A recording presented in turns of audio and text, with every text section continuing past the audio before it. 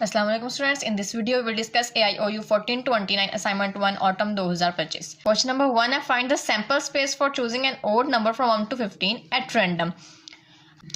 Sample space का मतलब होता है कि जितनी भी आउटकम्स पॉसिबल हैं वो सब हमने इस सेट में लिखनी है। फॉर एग्जाम्पल, जैसे अगर हमने यहाँ पे ओड नंबर लेना है तो 1 to 15 सारे ओड नंबर्स आने के चांस होते हैं। ठीक है, प्रोबेबिलिटी हमने यही मालूम करना होता है कि कौन सा चांस है, कौन सा नंबर आ सकता है। तो जब हमने ओड नंबर में से किसी भी एक नंबर को रैंडमली चूज करना है तो वो कोई सा भी आ सकता है। तो यहाँ पर हम इसका आंसर लिखेंगे 1 to 15 के जो ओड नंबर्स हैं उनका सैंपल स्पेस बनेगी 1 से लेके 15 तक सारे ओड नंबर्स। नेक्स्ट क्वेश्चन है, what is the difference between mutually exclusive events and collectively exclusive events. Mutually exclusive event का मतलब होता है कि हमारे पास दो सेट्स के हमारे पास ऐसी प्रोबेबिलिटी, ऐसी आउटकम्स आए जिनका अगर हम इंटरसेक्शन लें तो वो खाली सेट आए, कोई वैल्यू ना आए। फॉर एग्जाम्पल, अगर हमारे पास दो डाइज हैं और हम दोनों डाइज को रोल्ड करते हैं तो कभी एक में इवन नंबर आ सकता है और दूसरे में ओड नंबर। इस तरीके से जो हमारे पास वैल्यूज आती हैं वो म्यूचुअली एक्सक्लूसिव इवेंट्स होते हैं और इसकी प्रोबेबिलिटी भी 0 होती है। कलेक्टिवली एक्सक्लूसिव इवेंट्स में दोनों का इंटरसेक्शन लेने से हमारे पास कोई ना कोई वैल्यू लाजमी आती है। और वैसे तो कलेक्टिवली एक्सक्लूसिव इवेंट्स में दोनों को कलेक्ट करके लाइन में लिखा जाता है, जैसे यूनियन लिया जाता है।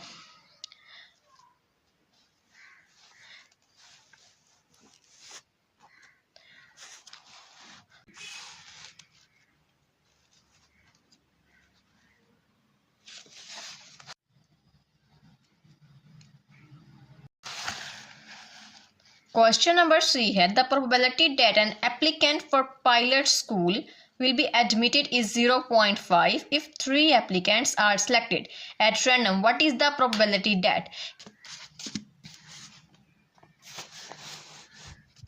फॉर्मूला है हमारे पास NR, प्रोबेबिलिटी की पावर R, उसके बाद 1 minus P N minus R। आपने सब क्वेश्चन में यही फॉर्मूला यूज करना है। सबसे फर्स्ट में n का मतलब होता है टोटल वैल्यूज, r का मतलब होता है वो वैल्यूज हमने फाइंड करनी है। जैसे कि इसके अंदर हमने 3 फाइंड करना है तो यहाँ पे r की जगह पर 3 आएगा, यहाँ पर भी r था तो 3 आएगा और यहाँ पे 3 माइनस 3। इसका आंसर आपने ऐसे निकालना है कि कैलकुलेटर पर सबसे पहले आप टाइप करेंगे 3, उसके बाद NCR और फिर 3, तो आपके पास आपका आंसर आ जाएगा 1। उसके बाद 1 माइनस 0.5 हमारे पास 0.5 आया है और 0.5 के मतलब किसी भी वैल्यू की पावर जब 0 हो जाए तो उसका आंसर 1 ही होता है। नेक्स्ट क्वेश्चन है, नन विल बी एडमिटेड। इसमें r की जगह पर हम 0 लगाएंगे, जहां जहां पे फॉर्मूले में r है वहां पर 0 और जहां पर n है वहां पर 3। फॉर्मूले में वैल्यूज पुट करके सिंपल आंसर फाइंड आउट हो जाएगा। नेक्स्ट है 1 विल बी एडमिटेड। इसमें r की जगह पर 1 आएगा और n की जगह पर 3 और बाकी फार्मूला एज इट इज लगाकर आंसर फाइंड आउट करेंगे। नेक्स्ट क्वेश्चन है क्वेश्चन नंबर 2, रैंडम वेरिएबल वाले चैप्टर में से ये क्वेश्चन है। Define random variable. Random variable की डेफिनेशन लिखनी है। What is the difference between of discrete random variable and continuous random variable. सबसे पहले तो आपने रैंडम वेरिएबल की डेफिनेशन लिखनी है कि वो क्या होता है। आप इस तरीके से समझ लीजिए कि जो रैंडम वेरिएबल होता है वो आउटकम्स को नंबर में कन्वर्ट करता है। डिस्क्रीट वेरिएबल और कॉन्टिन्यूस वेरिएबल में डिफरेंस है। आप यहाँ पे दोनों की डेफिनेशंस भी लिख सकते हैं और डिफरेंस भी लिख सकते हैं। जो डिस्क्रीट वेरिएबल होता है उसमें काउंटेबल वैल्यूज होती हैं, जैसे और यूजुअली इंटीजर्स भी होते हैं। लेकिन जो कॉन्टिन्यूस वेरिएबल है इसके अंदर अनकाउंटेबल वैल्यूज होती हैं। इसमें नंबर ऑफ हेड्स होते हैं डिस्क्रीट वेरिएबल में और इसमें height of a persons.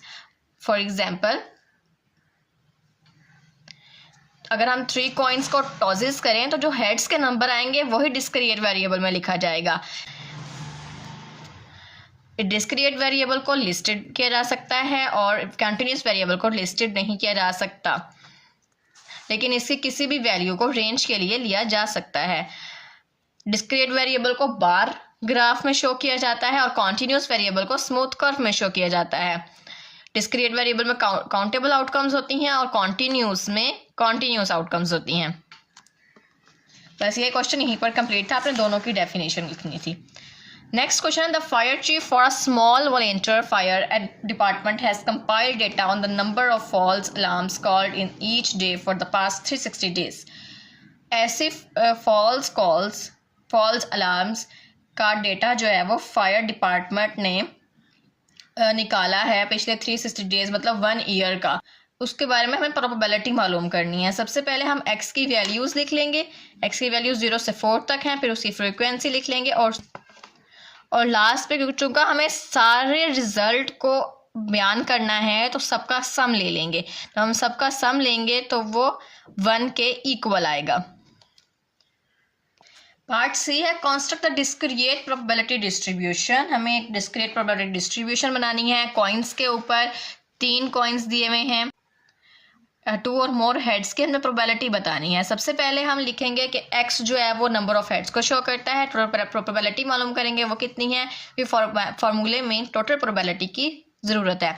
Possible outcomes, चूँकि 3 हमारे पास कॉइन्स हैं तो 3 बार हेड्स आ सकता है या फिर नहीं आ सकता। ये 4 हमारे पास पॉसिबल आउटकम्स आ गई। अब आउटकम्स फाइंड आउट करेंगे। आउटकम्स फाइंड आउट करने के लिए हम ये लिख लेंगे, या तो तीनों कॉइन्स में हेड आएगा, या फिर एक में हेड 2 में टेल, या फिर 2 में टेल 1 में हेड। इस तरीके से हम सारी वैल्यूज लिख लेंगे।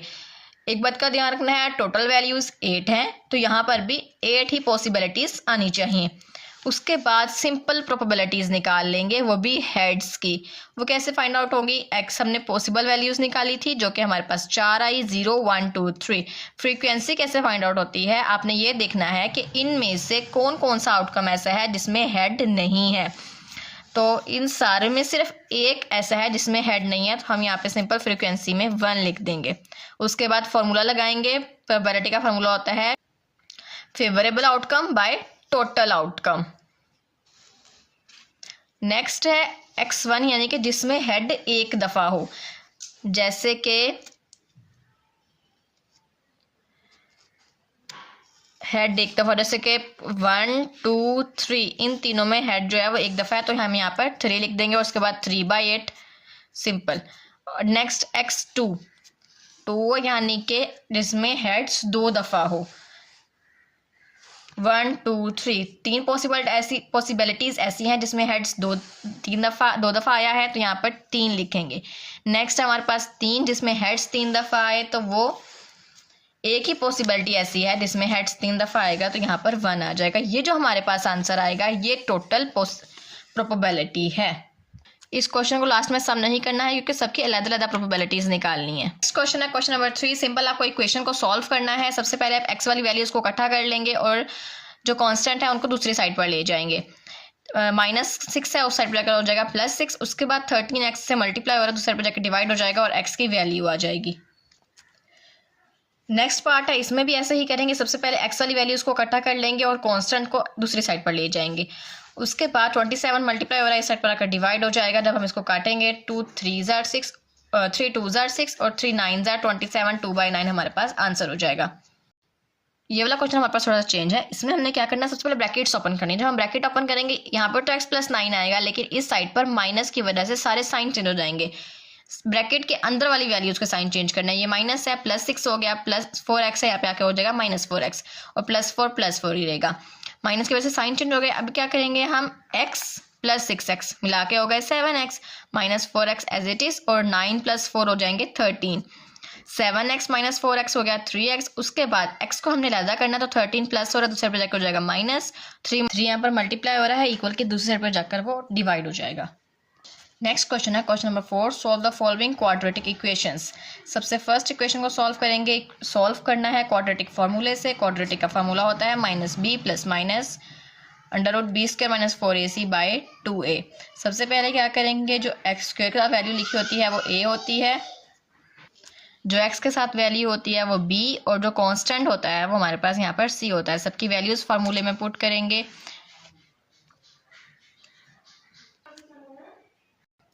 नाउ यहाँ पर 25 का स्क्वायर रूट ले लेंगे, उसके बाद प्लस माइनस 2 साइन लगे हुए हैं तो हम 2 वैल्यूज़ ले लेंगे। एक में एक्स की वाली साइड पर यहाँ पर प्लस का साइन यूज़ करेंगे और दूसरी में यहाँ पर माइनस का साइन यूज़ करेंगे।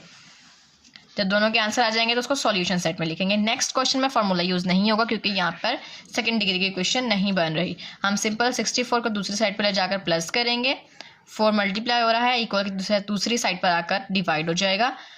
फिर उसके बाद taking square root on both sides, दोनों साइड्स पर स्क्वायर रूट ले लेंगे। जब भी हमने स्क्वायर रूट लेना है किसी भी वैल्यू का तो स्क्वायर रूट के बाद 2 साइंस आते हैं प्लस और माइनस, तो यहाँ पर टी की वैल्यूज 2 आएंगी, एक 4 और एक -4। नेक्स्ट क्वेश्चन है, a railing is enclose a rectangular area of 1800 square feet, the length of the plot is twice the width, how much railing must be used. एक रेक्टेंगुलर एरिया की railing करनी है और उसके लिए जो लेंथ है वो विड्थ से दुगनी है।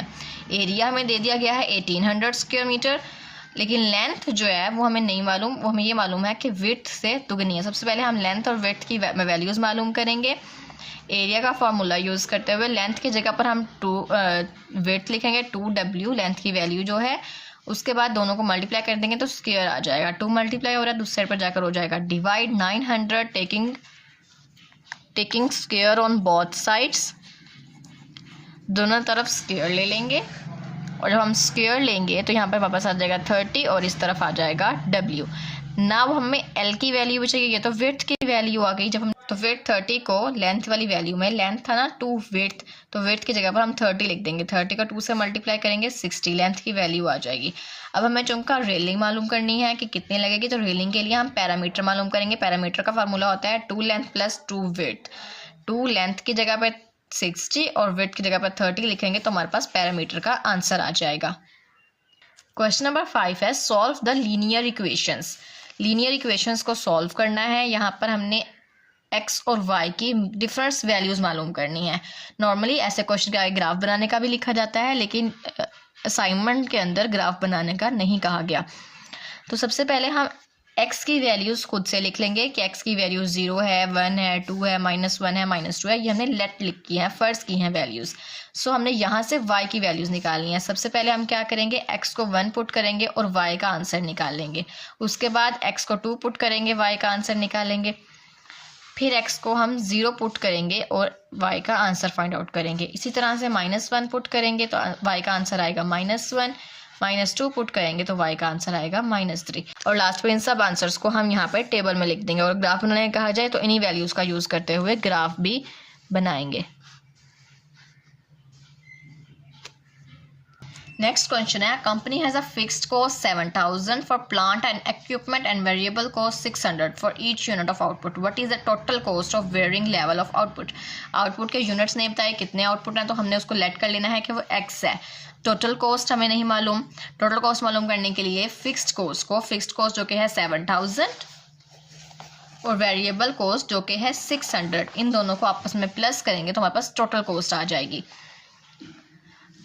अब यहाँ पर हमने क्या करना है, यहाँ पर भी हमने लीनियर, क्योंकि ये लीनियर इक्वेशन बनी है ना, तो ऐसे ही करेंगे। अगर x 15 हो, मतलब 15 यूनिट्स बने आउटपुट के या फिर 30 यूनिट बने, तो टोटल कॉस्ट क्या होगी ये मालूम करनी है।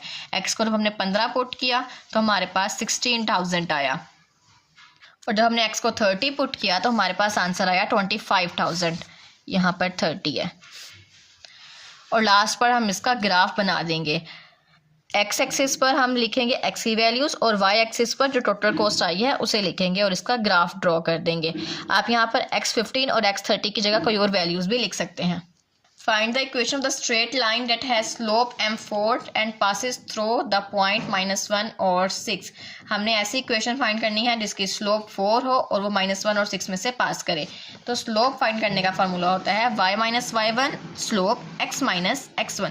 तो इक्वेशन फाइंड करने का फार्मूला होता है y - y1 equal slope x - x1।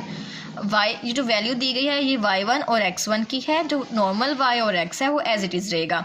y1 की जगह पर 6 आएगा और x1 की जगह पर -1, स्लोप की जगह पर हम 4 लिख देंगे। y - 6 4 जो है वो मल्टीप्लाई हो जाएगा 4x और फिर 4 1 से मल्टीप्लाई होगा, 4 1 जार 4, उसके बाद 6 माइनस हो रहा है, दूसरी साइड पर जाकर हो जाएगा प्लस 4x, 4 और 6 दोनों कांस्टेंट हैं, ये प्लस हो जाएंगे 10 और इक्वेशन आएगी y equal to 4x plus 10। I hope आप लोगों को क्वेश्चंस की समझ आई होगी। कोई भी सवाल हो तो कमेंट सेक्शन में पूछ सकते हैं। असाइनमेंट समझ के कीजिए, देख के करने का कोई फ़ायदा नहीं है। असाइनमेंट्स के अक्सर क्वेश्चंस पेपर में आते हैं।